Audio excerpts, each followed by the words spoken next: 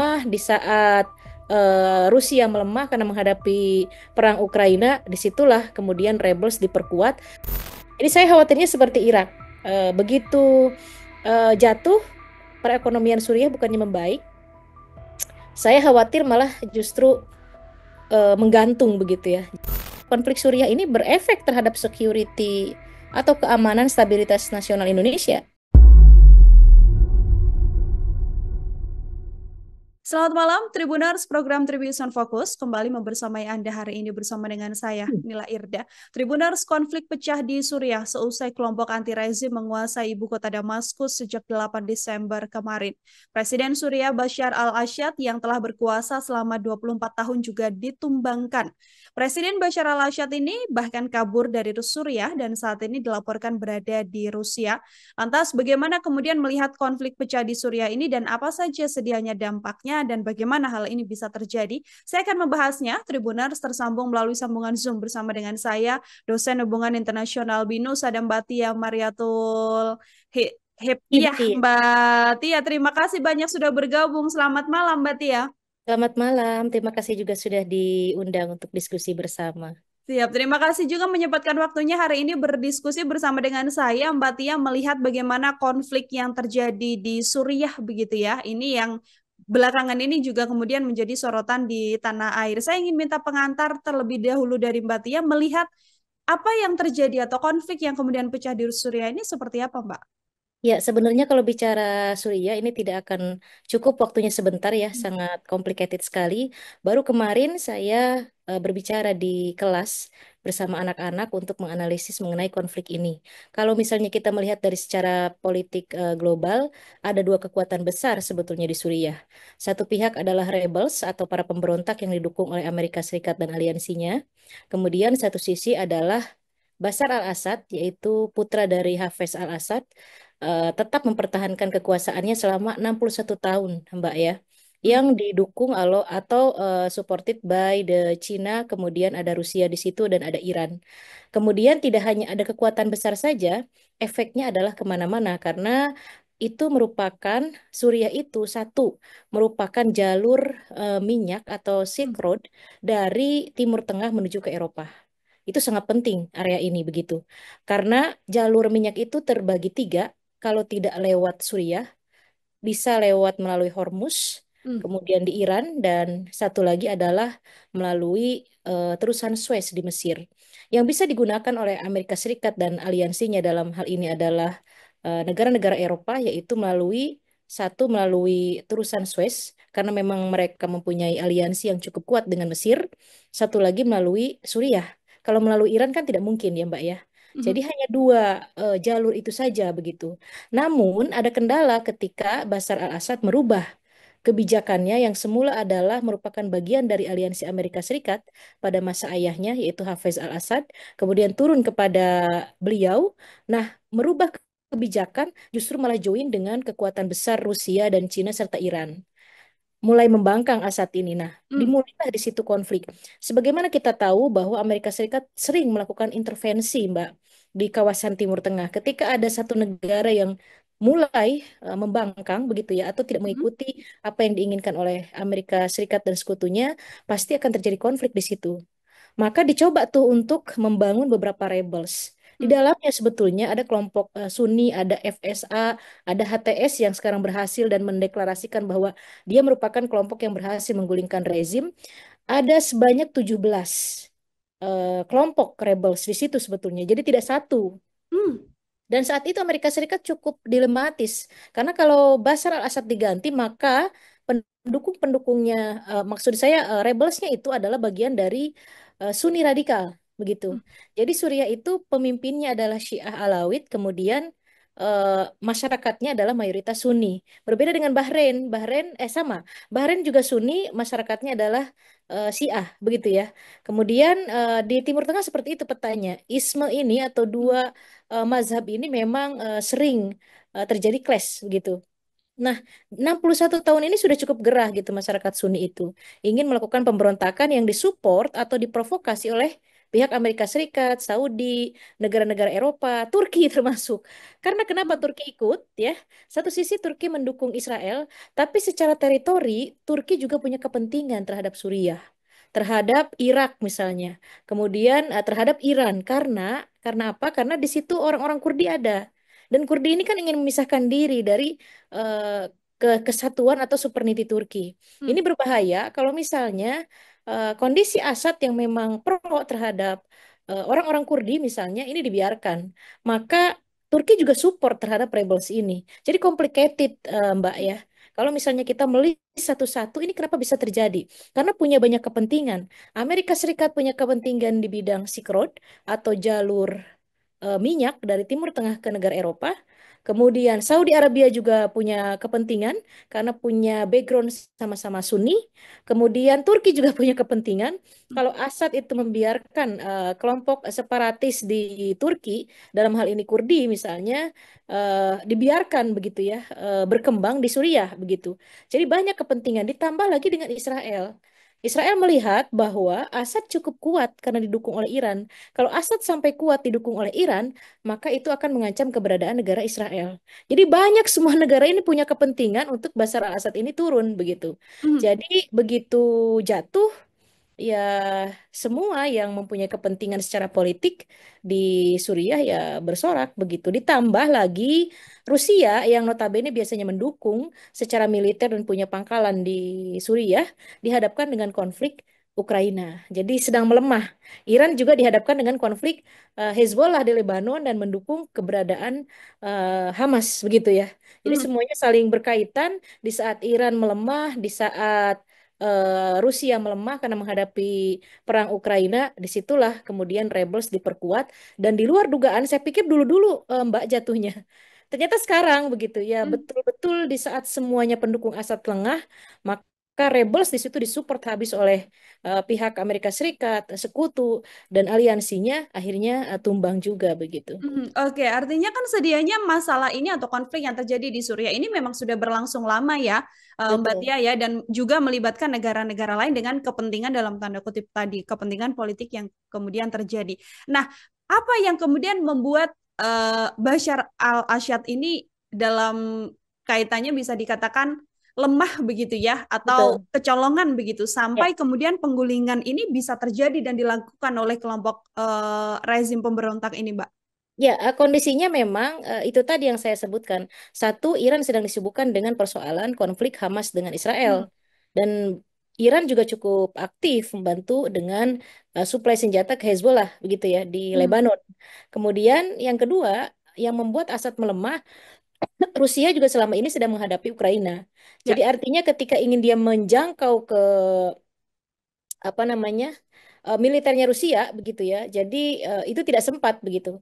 Jadi strategi yang selama ini Assad pertahankan untuk mempertahankan powernya selama 61 tahun akhirnya tumbang juga dengan kekuatan HTS dibanding dengan grup-grup lain yang cukup sangat kuat begitu ya dengan alasan bahwa rezim Assad ini sudah terlalu lama, kemudian bersifat diktator dan otoriter, kemudian mencoba menerima konsep demokrasi dari pihak US begitu. Hmm. Saya melihat bahwa ini sebetulnya keberlanjutan juga dari Arab Spring begitu ya, yang kemarin sempat failed dan dibiarkan Assad terus bertahta begitu berkuasa karena memang saat itu Amerika dilematis ya.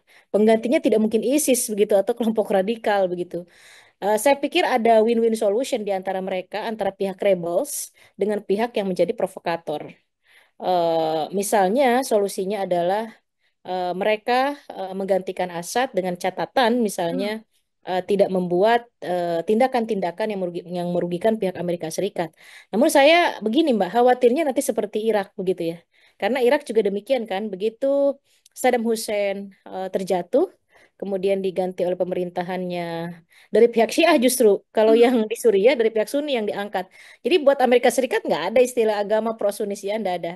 Mereka sering melakukan standar ganda. Yang penting mereka itu adalah kelompok yang pro terhadap kebijakan Amerika, begitu. Hmm. Jadi saya khawatirnya seperti Irak. Begitu jatuh, perekonomian Suriah bukannya membaik, saya khawatir malah justru menggantung begitu ya. Jadi Hmm. Irak juga demikian sekarang kan. Artinya secara perekonomian tidak bagus, secara resource juga dikeruk oleh pihak Amerika Serikat, secara economic development juga tidak jelas, kemudian prosperity untuk masyarakat juga menjadi miskin begitu. Saya Hmm. khawatirnya begitu. Jadi memang di Middle East ini sepertinya merupakan kawasan yang kurang siap untuk applicate atau mengaplikasikan demokrasi sistem.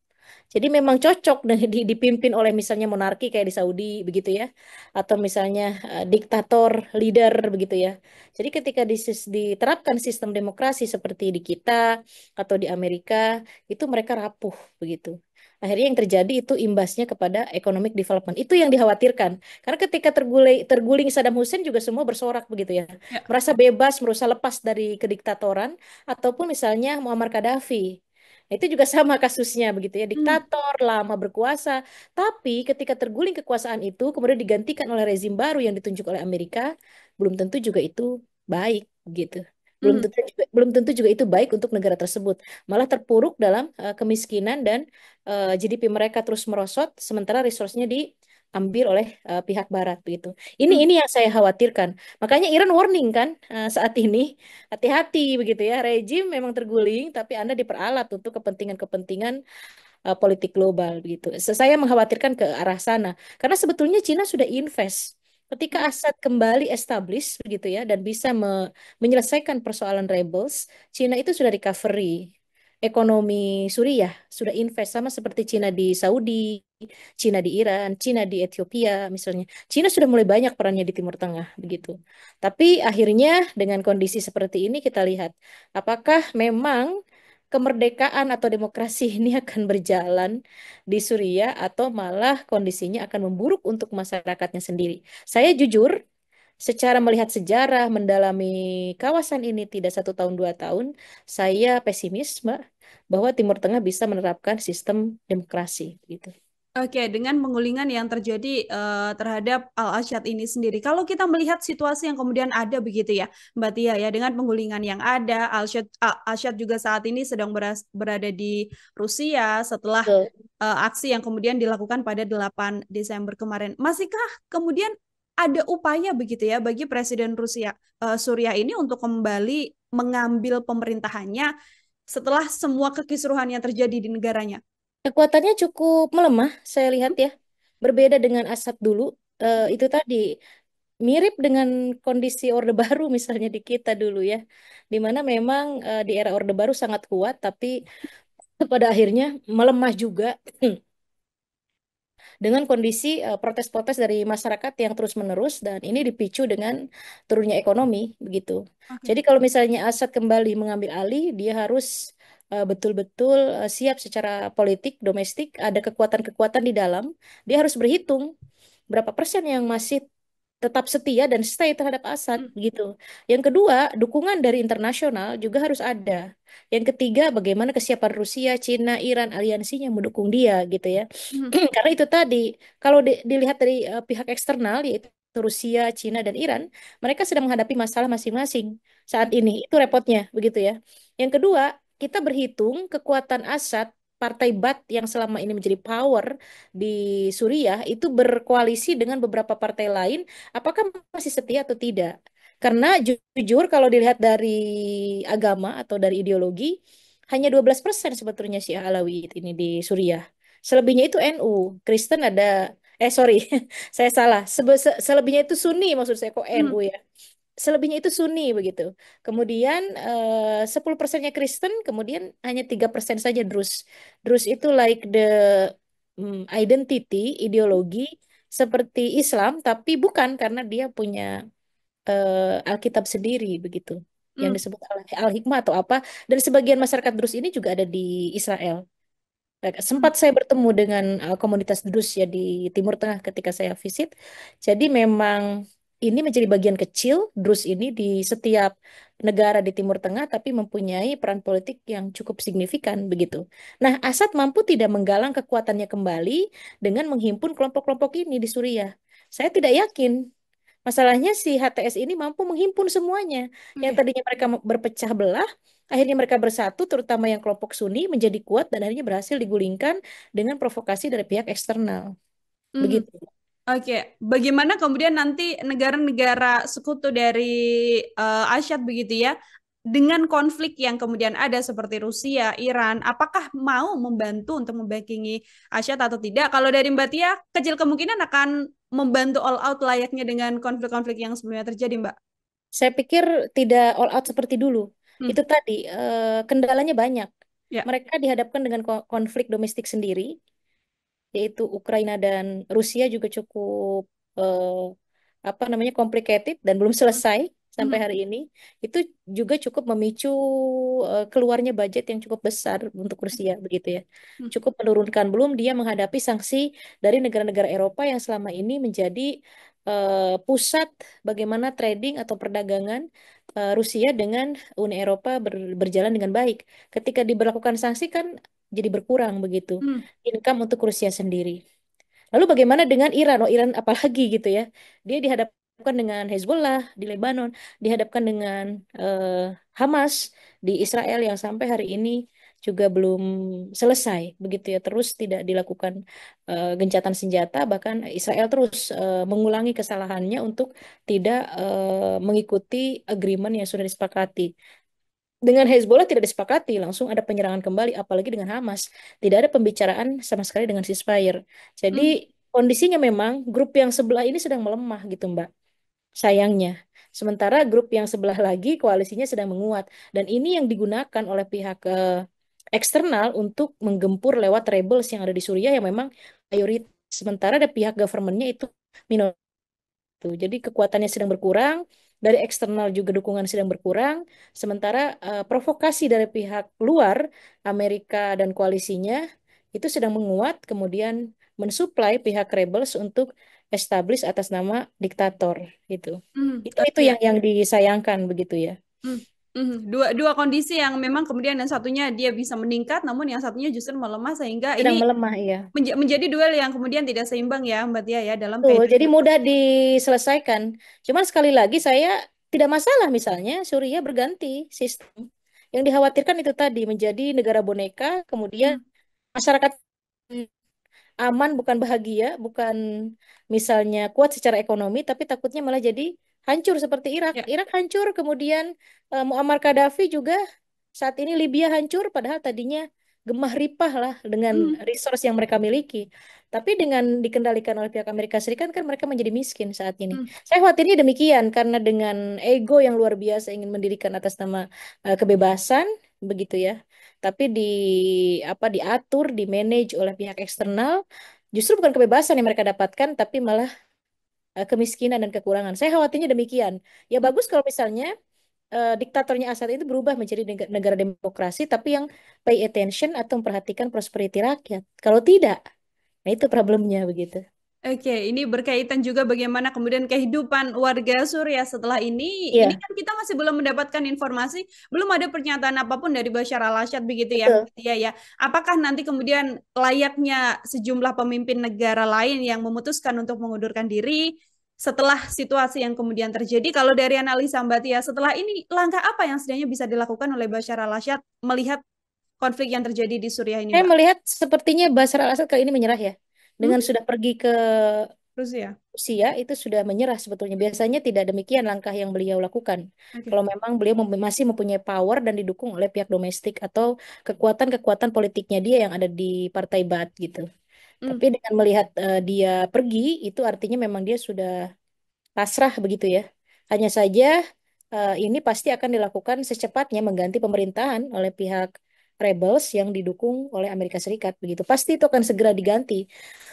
Karena memang Assad itu menjadi ancaman begitu Hmm. buat pihak Barat dan juga untuk Amerika Serikat begitu. Jadi Hmm. bagaimanapun caranya pasti Assad itu akan digantikan eh, apa namanya pelan tapi pasti pasti tergantikan. Tidak kemarin terjadi hari ini dan ini tidak akan dilepas begitu. Masalahnya saya berharap pihak rebels yang terdiri dari Sunni, Sunni itu Mbak sama seperti kita di sini, Islamnya di Indonesia. Saya pikir itu harus betul-betul tidak terpengaruh, betul-betul harus mendirikan negara yang bersih dari korupsi, kemudian tidak otoriter lagi, dan memang tidak bisa disetir oleh pihak manapun. Kira-kira bisa atau tidak begitu? Itu problemnya. Saya betul-betul khawatirnya seperti Libya atau Irak begitu ya. Memang terjadi penggulingan kediktatoran, tapi ternyata di Timur Tengah ini tidak cocok menerapkan sistem demokrasi. Akhirnya kolaps dan yang menjadi korban adalah rakyat. Itu yang dikhawatirkan sih, Mbak. Oke, ada besar kekhawatiran bagaimana kemudian ada setir menyetir begitu ya, ada penyetiran dari Contohnya sudah ada eksternal. soalnya. Contohnya sudah ada dua negara itu kini menjadi miskin dan mereka menyesal Ya. dengan terbunuhnya Muammar Gaddafi dan Saddam Hussein. Yang Mhm. menyesal terus bagaimana? Kondisinya memang Anda sendiri yang menggulingkan pemerintahan diktator Anda, mencoba menggantikan ternyata tidak siap begitu. Pada akhirnya ya kalian rakyat menjadi korban dan menjadi miskin begitu. Oke, bagaimana kemudian situasi yang ada, sudah ada contohnya sedianya, dan bagaimana kemudian kaum-kaum yang melakukan pemberontakan begitu ya, lebih Ya, berhati-hati agar tidak disetir oleh negara ya lain. betul. Terakhir dari saya, Mbak Tia, kalau melihat situasi yang kemudian terjadi ini, dampak lain selain kemudian yang terjadi, bagaimana kepentingan sejumlah negara untuk bisa menggulingkan pemerintahannya Asyad ini begitu ya. Ada dampak geopolitik lain apa, Mbak, yang kemudian akan terjadi dengan situasi kisruh di Suriah ini? Sebetulnya dulu ya konflik Suriah ini berefek terhadap security atau keamanan stabilitas nasional Indonesia. Hmm? Jadi salah satu dari pihak pemberontak itu adalah ISIS. Ya. Kemudian ada Brigade Tauhid, begitu ya. Nah, mereka itu menggaungkan jihad untuk memerangi Assad sebagai orang yang mempunyai paham Syiah gitu. Hmm. Nah, orang Indonesia Sunni yang memang ya mungkin mereka tidak mengerti begitu ya tentang politik global, ism dan lain-lain, mazhab. Mereka pergi atas nama jihad karena di kita juga banyak kelompok-kelompok radikal yang memang tidak menerima keberadaan Syiah ini Hmm. gitu. Mereka melihat bahwa oh saudara saya sesama Sunni itu dizolimi, maka mereka pergi tuh atas nama jihad ke Suriah. Akhirnya ketika mereka sampai di Suriah bukan join untuk memerangi Assad, tapi bergabung dengan ISIS. Unfortunately, sayangnya demikian keadaannya. Hmm. Lalu, yang ribuan orang Indonesia itu bertahap-tahap perginya ya Mbak ya. Ada sebanyak 1.700 kalau tidak salah berdasarkan data. Kembali ke Indonesia sebagai returne dan kemudian menyebarkan atau spread of ideology di Indonesia. Sayangnya demikian.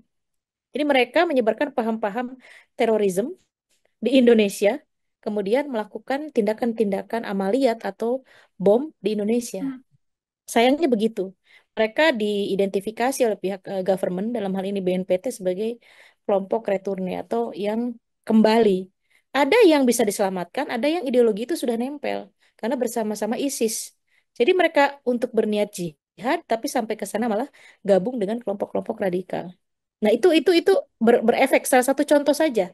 Itu efek dari konflik Suriah ternyata jangankan ke kawasan yang sekitar, yaitu ada Lebanon di situ, ada Turki di situ, ada Israel di situ, bahkan ke Asia Tenggara, ke Indonesia yang jauh misalnya secara teritori itu berdampak. Jadi memang kita harus hati-hati. Nah, Tribun sudah benar fokus terhadap masalah ini karena ini bisa jadi akan berdampak dua terhadap stabilitas negara kita begitu. Dan semua pihak juga harus hati-hati dengan kondisi Suriah saat ini yang sudah lost, sudah digantikan, dan kita tidak tahu harus mengidentifikasi kelompok rebels mana yang akhirnya nanti akan menggantikan kekuasaan Assad. Kalau misalnya dari bercampur antara kelompok ISIS begitu ya dengan apa namanya Hayat Tahrir Al-Sham dengan kelompok-kelompok lain bagaimana? Kan kita tidak bisa mengidentifikasi karena saya bilang tadi rebels itu terdiri dari 17 kelompok Ya. begitu dan salah satunya adalah bukan hanya salah satu, banyak kelompok itu dari radikal. Selain juga ada Kurdi di situ begitu. Jadi Mhm. kalau misalnya itu bergabung menjadi satu pemerintahan, ini cukup mengerikan sekali gitu ya.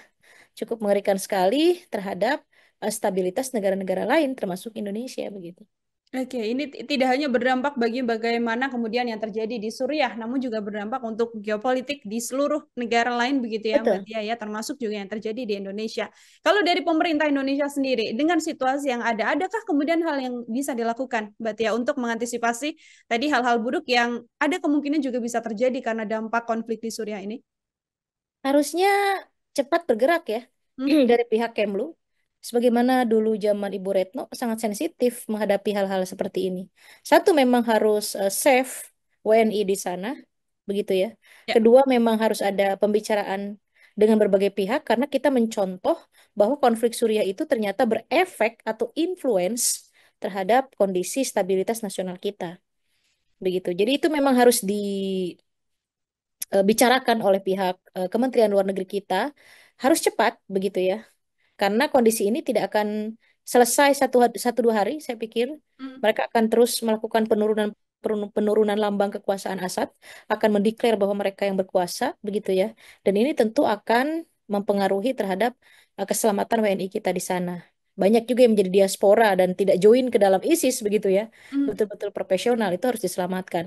Yang kedua, memang Indonesia harus cepat dalam hal ini, bukan persoalan karena kita beda regional, beda kawasan, tapi memang sebagaimana dulu pada masa ISIS itu memberikan efek luar biasa.